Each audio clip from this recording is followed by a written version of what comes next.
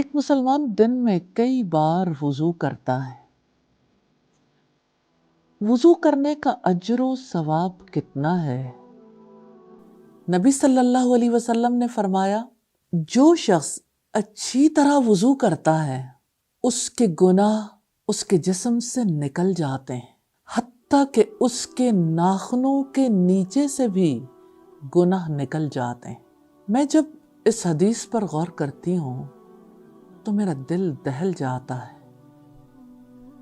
گناہ انسان کے جسم سے چمٹے رہتے ہیں،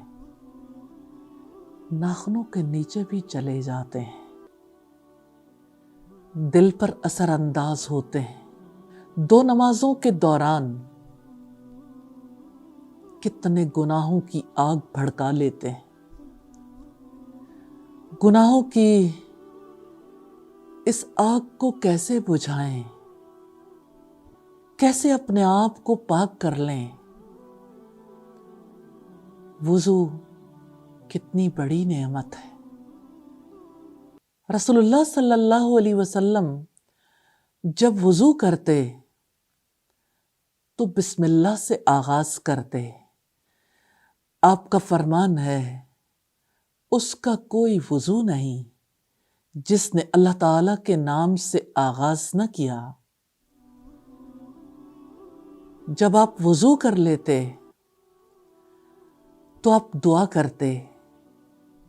آپ صلی اللہ علیہ وسلم نے فرمایا، جو شخص وضو کے بعد یہ دعا کر لے، اشہد ان لا الہ الا اللہ وحدہ لا شریک لہ واشہد ان محمدا عبدہ ورسولہ اللہم اجعلنی من التوابین واجعلنی من المتطہرین۔ میں گواہی دیتا ہوں اللہ تعالیٰ کے سوا کوئی معبود نہیں، وہ ایک ہے، اس کا کوئی شریک نہیں۔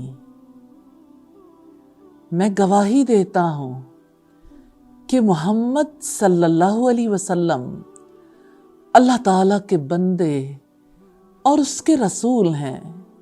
اے اللہ، مجھے توبہ کرنے والوں میں اور پاکیزگی اختیار کرنے والوں میں شامل فرما دے۔